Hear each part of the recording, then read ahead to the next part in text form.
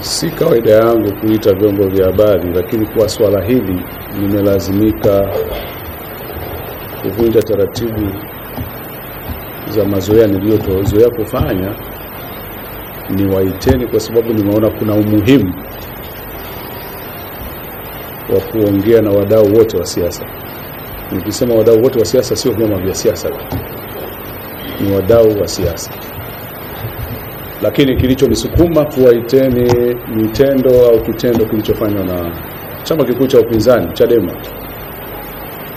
Nimeona hiki sio kitu au sio jambo la kukalia kimya. Kwanza nilitaka nianze kwa kusema kwamba vyama vyote vya siasa kwa mujibu wa sheria ya vyama vya siasa vinatakiwa kujiendesha kwa kuzingatia katiba ya Jamhuri ya Muungano wa Tanzania, katiba ya Zanzibar, sheria zingine zote za nchi pamoja na katiba za vyama vyenyewe. Maana kuna watu wengine wanadanganyika wakifikiri kwamba msajili yuko hapa kusimamia tu sheria ya vyama vya siasa.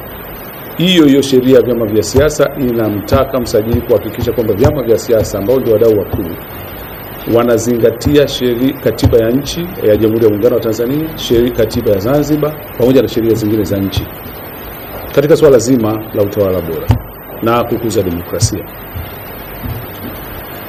Kilichonisikitisha na ambacho kinatakiwa kikemewe kwa nguvu zote ni kitendo cha kuvunja sheria au kufanya uvunjifu wa sheria wa makusudi. Labda nitumie fursa hii kuwashukuru waandishi wa habari, kwa sababu nikupitia kwenu nyinyi waandishi wa habari na mambo ya mitandao ndio tunajua kinachojiri.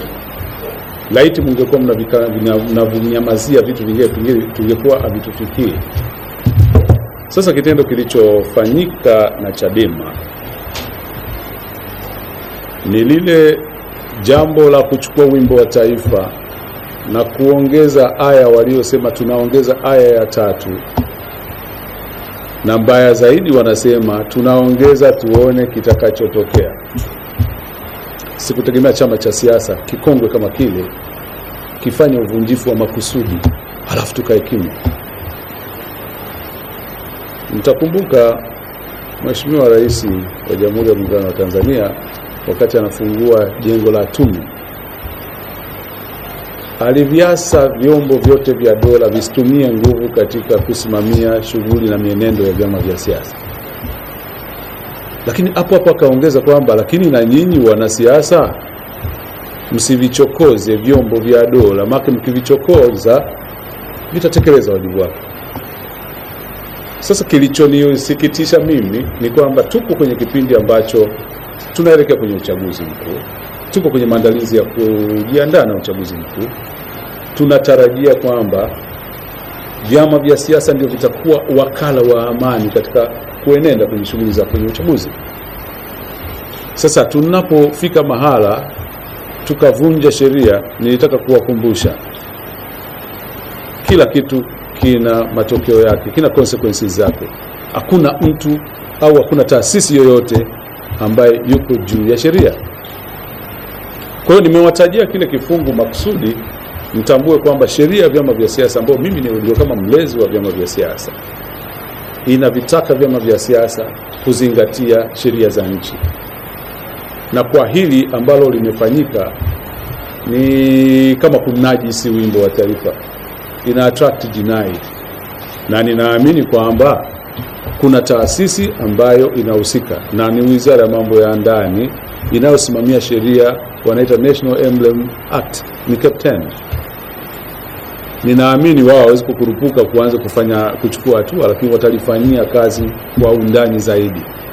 Kwa hiyo kwangu ilikuwa ni kwanza ni kuwaonya Chadema. Najua wanaendelea na mikutano yao, lakini nataka kuwaonya kwamba wakati wanaendelea na mikutano waheshimu sheria za nchi. Na pengine nichukue fursa hii kuviasa vyama vingine vya siasa visijiingize kwenye mambo ya, sipendi kutumia neno baya sana, lakini mambo ya kitoto haya. Lakini labda nitumie lugha rasmi ya kisheria, ni mambo ya uvunjifu wa sheria. Kwa hiyo kama tunataka kweli kuenzi amani tulionayo, kuenzi taratibu ambazo mimi naomba niseme, labda tume inajitahidi sana, tume ya uchaguzi inajitahidi sana kushirikisha wadau, vyama vya siasa katika maandalizi yote ya uchaguzi, na nadhani azma kubwa na lengo kubwa ni kuhakikisha kwamba tunaingia kwenye mchakato wa uchaguzi kwa amani, kutokana na agizo la Mheshimiwa Rais na kauli aliyoitoa, na aliitoa kwenye mipaka ya nchi yetu na nje ya mipaka yetu, kwamba uchaguzi wa mwaka huu utakuwa uchaguzi huru, utakuwa ni uchaguzi wa haki na amani.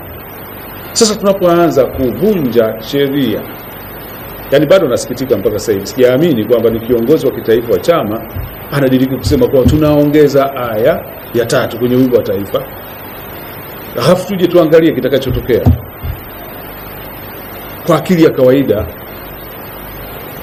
sidhani kama kiongozi yote mwenye maono ya kudumisha amani ya nchi wanaweza kukubali kuongea kitu kama hicho katika kikao cha juu cha chama. Nisingependa mimi kuongea zaidi ya hiyo, lakini nimeona nichukue azma hii kama mlezi wa vyama vya siasa, kuvisii vyama vya siasa vijaribu kuheshimu sheria za nchi. Vinginevyo sheria itachukua mkondo wake. Hapo awali nilishasema kwamba kuingia kwenye mchakato wa uchaguzi, sheria zingine za nchi hazijaenda likizo. Kwa hiyo naamini kabisa kwamba anayevunja sheria itachukua mkondo wake. Lakini nilitaka nieleze umma kwamba watumie fursa hii kuangalia mienendo ya hivi vyama vya siasa. Tusikubali kuingizwa kwenye mkumbo wa kushiriki katika uvunjaji wa sheria. Kwangu ndio hicho nilichotaka kukitoa, na mimi nashukuru kwa muda mfupi niliowaita mmeweza kufika, lakini nilitaka ujumbe huu ufike kwa wadau wote wa siasa. Tujaribu kutii sheria za nchi pasipo shuruti, lakini azma kubwa ni katika kudumisha amani ya nchi ambayo tumekuwa nayo na ndio brand ya nchi yetu. Kwa tusifike mahala tukavilazimisha vyombo vya dola kuchukua hatua, halafu tukawagiribu wananchi kwamba watu wanaonewa. Mimi nimeona hilo nitoke nje taratibu nilizozoea kuandikia barua, kwamba kwa hili nimeona nisisubiri hata kuandika barua.